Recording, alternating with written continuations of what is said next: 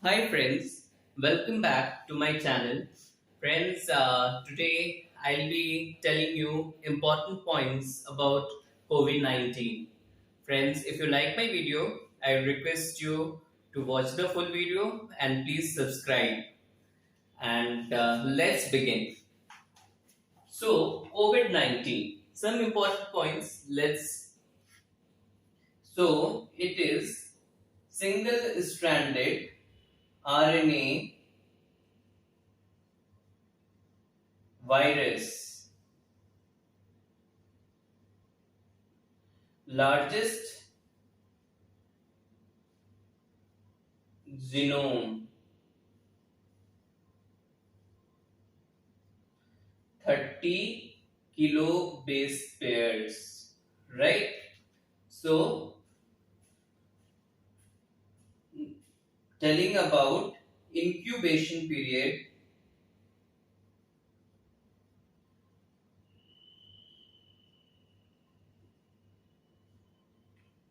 is 4 to 5 days. Now, after incubation period, let's know about median incubation period.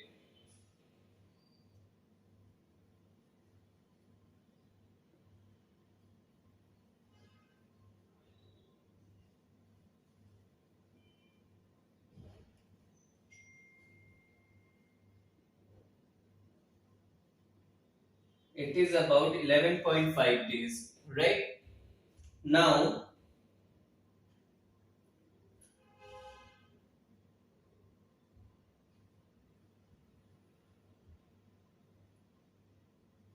virus is detectable up to. Now, friends, what happens here?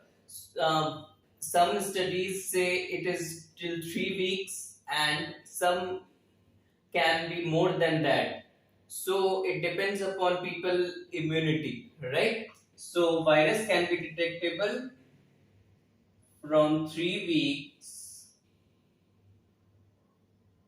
up to 2 months.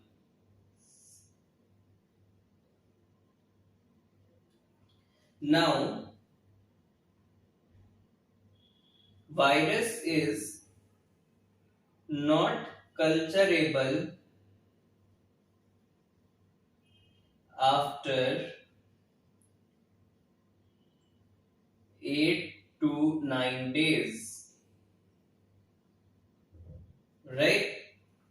Now, let's know about the pathology. This was about the microbiome part, some few important points. Now, let's begin with pathology. So, let me just erase it.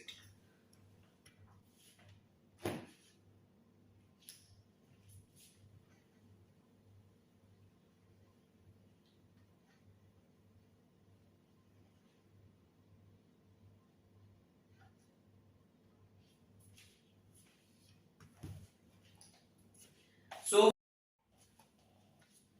beginning with the pathology, we have thickened alveolar septa.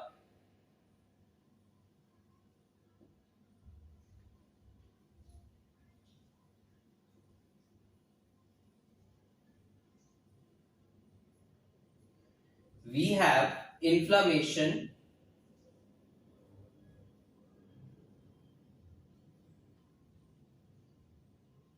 We have endothelitis.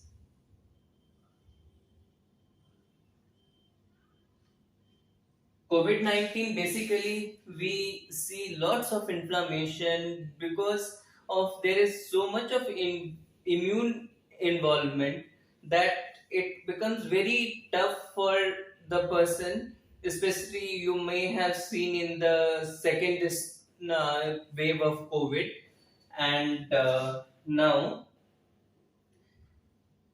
in the worst case scenario, you see non-cardiogenic pulmonary edema. And friends, there is severe whitening of lungs throughout the alveolar cavity. You can clearly see if you get the chest X-ray done or HRCT, right?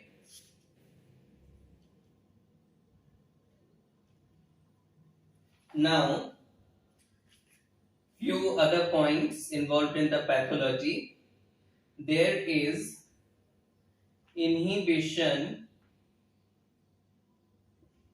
of factor H. There is uncontrolled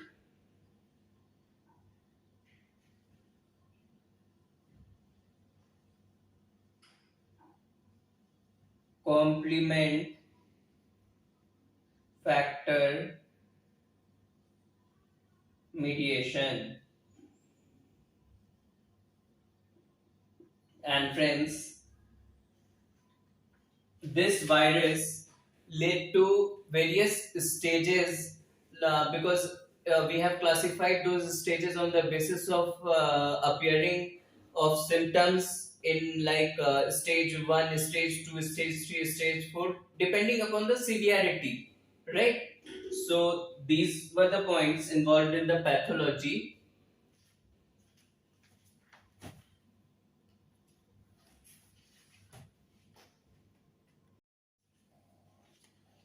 Beginning with the stages, so we have stage 1, early infection. And as you know, we all might have suffered, especially in the second wave. So you can tell the symptoms yourself, like fever, cough, anosmia. Okay. So early infection, it's anosmia, fever, cough, and diarrhea.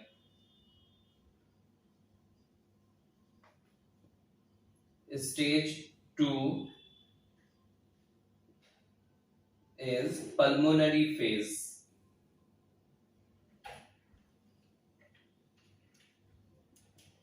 There is shortness of breath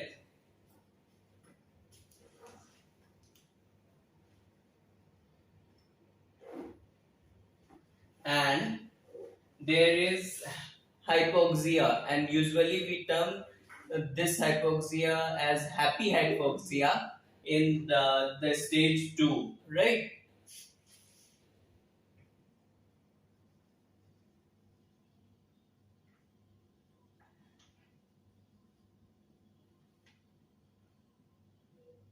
And stage 2 is usually seen between day 6 to 10.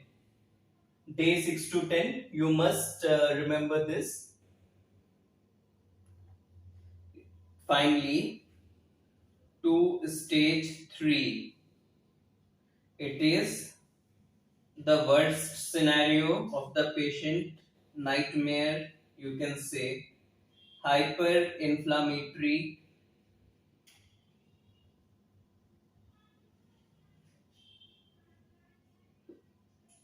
ARDS, sepsis, and cardiogenic shock.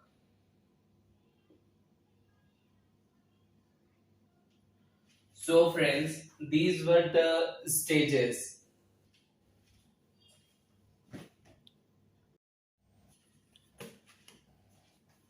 So friends, now we have discussed about microbiology part, few important things about pathology, the stages in which the clinical features symptoms appear. Right, now we move towards management. So whenever you are asked management, you often do workup like investigations and then treatment, right?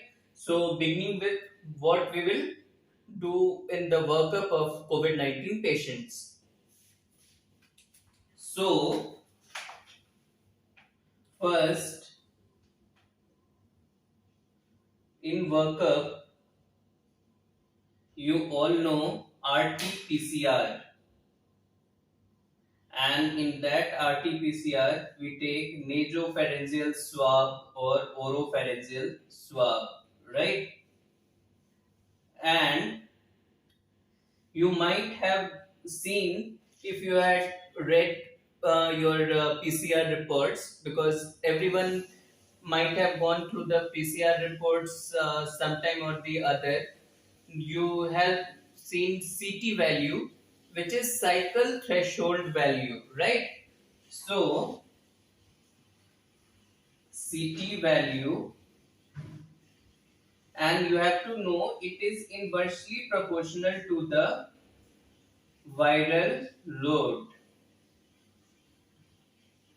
If there is more viral load, the CT value will be less. So this is the significance of the CT value. This proportionality is very important, and you know RT-PCR, right? Now you can also do rapid antigen test.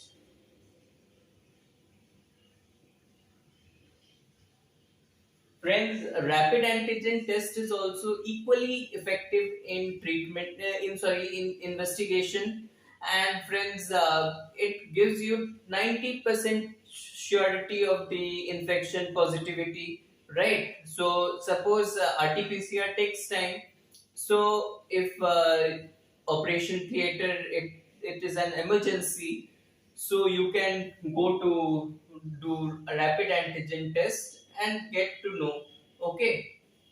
Now other workups we can also do, like total leukocyte count. You will see lymphopenia,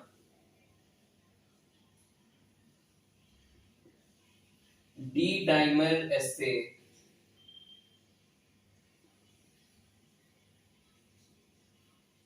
It increases. Now, as I had told you, it is inflammatory disease in the pathology. So, the inflammatory mediators will increase, CRP will increase, LDH, ferritin, interleukin 6. Okay, and finally, in few cases, it was also seen troponin I and brain natriuretic peptide increased, and these D dimers, these CRP, LDH, ferritin, interleukin 6, trop I, and brain natriuretic peptide, these are also known as alarm markers. Okay, means it's not good for the patient to have these increase, right? Alarm markers. Now, chest X-ray,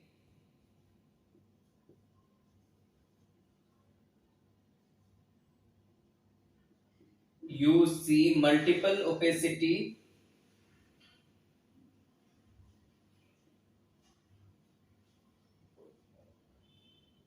in both the lungs, so bilateral, and in HRCT you see peripheral ground glass opacity. GGO here means ground glass opacity, you can understand. Now there is also a sign which is very famous, reverse halo sign on HRCT, right? And crazy pavement sign. Okay, so these are the workup. I'll repeat. First, we get to do confirmatory by RT-PCR. We use nasopharyngeal, oropharyngeal swab. CT value, you have to know, it indicates the viral load. If viral load is more, CT will be less. If CT will be more, then obviously viral load will be less, right? TLC is lymphopenia, D-dimer SA, and CRP, LDH, ferritin, interleukin 6, troponin I, and pro-brain natriuretic peptide. These three you may know: D-dimer, CRP, LDH, and ferritin and trop-I grown BNP. If it increases, then it is alarm marker. Chest X-ray, you will see multiple opacities, white out lungs. You can see. Okay. Now HRCT, you see peripheral ground plus opacity. You also see halo sign and reverse pavement. Crazy pavement sign, right?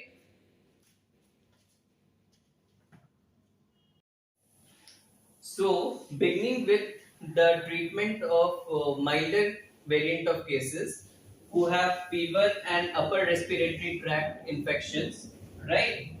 Here we do conservative management,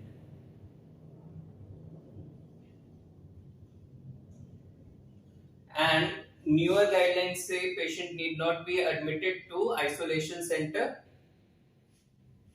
And friends, in viral dominant phase,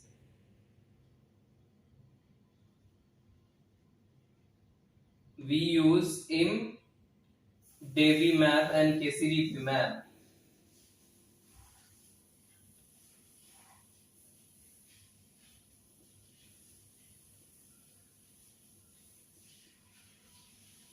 Imdevimab and kesirivimab are used in viral dominant phase and hyperinflammatory phase. We use steroids and tocilizumab.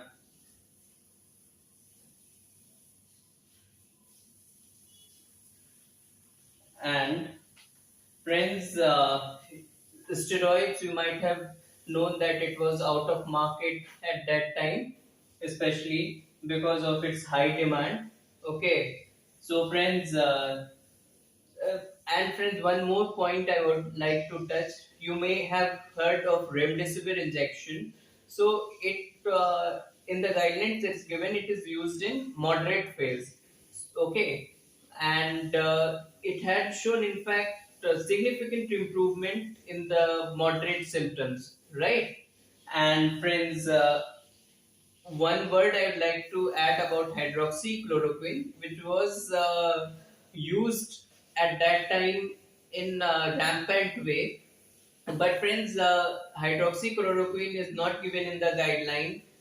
It was some doctors' opinion that hydroxychloroquine stops the spread, and it doesn't have any impact on the symptoms. It just helps, like it stops the spread to other person who is normal. Okay, so these were few points about mild. We'll discuss moderate and severe.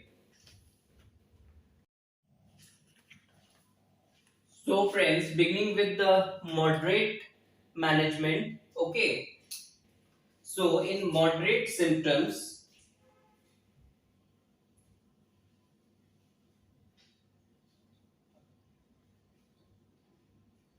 what we do? Okay, our target SpO2 is 92 to 96%, and in patients with already diagnosed COPD, it's 88 to 92%. Right? Now we do oxygen delivery, and the preferred oxygen delivery is by NRBM mask, non-rebreathing mask.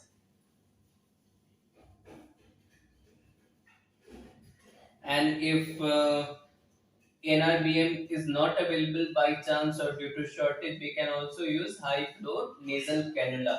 Right now, awake proning. Friends, awake proning had shown improvement in the SpO2 in few persons, so it's now in the guideline also. Basically, what happens that if you lie down on your prone side, then the dependent part in which of lungs in which there is severe infection, that gives you some relaxment while lying prone position. Okay, so it is awake proning, then low molecular weight heparin, then methylprednisolone,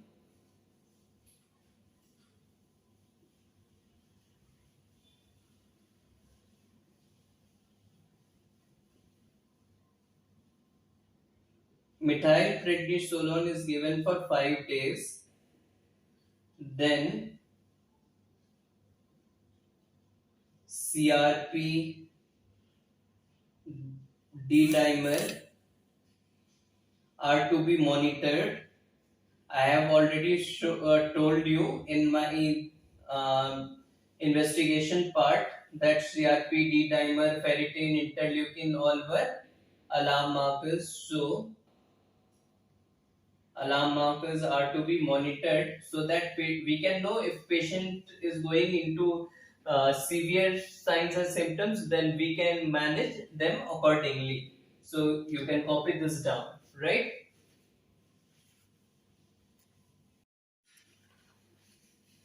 So friends, in severe signs and symptoms, what we need to evaluate?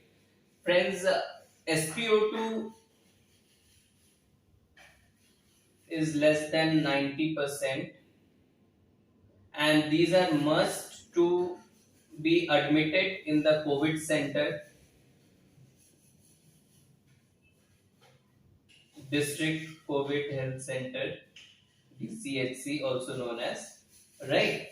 And friends, especially severe signs and symptoms are more common with patients who have comorbidities like hypertension, diabetes. You might have seen, in fact, in the second wave especially, that so many persons died who already have the comorbid factors like hypertension, diabetes, and cancer patients. Everyone had shown the more comorbidity, severe death. Okay, so friends, management, we use CPAP, continuous positive airway pressure with oronasal mask, non-invasive ventilation with helmet interface,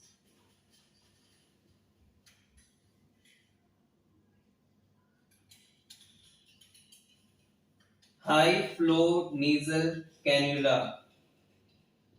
If SpO2 is not increasing, then we need to intubate. Right now, we can also use low molecular weight heparin, methylprednisolone,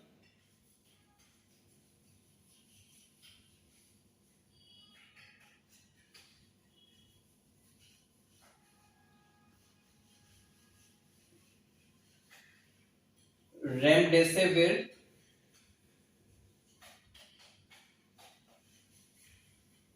injection.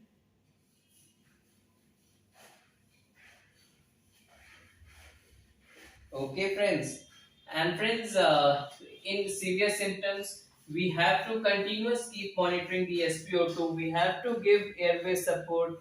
we there were actually severe symptoms. Doctors were also unsure about how to treat the patient, so they use multiple combinations of drugs, multiple things to reduce inflammations, everything. And friends, main thing is to make the patient able to survive. That's all. So friends, you can be intelligent enough and think your logically what to do if required. So friends, these were the treatment of severe symptoms. Okay friends, you can copy it down. So friends, final thing in this chapter, I am going to tell you about Hasbled score. Okay, H stands for hypertension, A for abnormal LFT KFT. We have to monitor about the LFT KFT, as there are chances in COVID patients, especially severe patients, to have some derangement in liver function and kidney function. So we have to be sure. Chances of stroke, we have to evaluate. D dimer increase, you may have known. Uh, so using that, we evaluate if there are any chances of heart issues. Okay, many of might have known that your relatives or colleagues have died due to heart attack after COVID. So that's it. And bleeding, risk of bleeding, and there is hypercoagulability risk in severe patients. So we monitored that, and we monitored that by INR. So it's also termed as labile INR. So friends, these were the things which I needed to share you about COVID. Do give me the remark, and if need of any improvement, I'll try in my next video. Thank you for watching. Do help me with a like and subscribe. Thank you.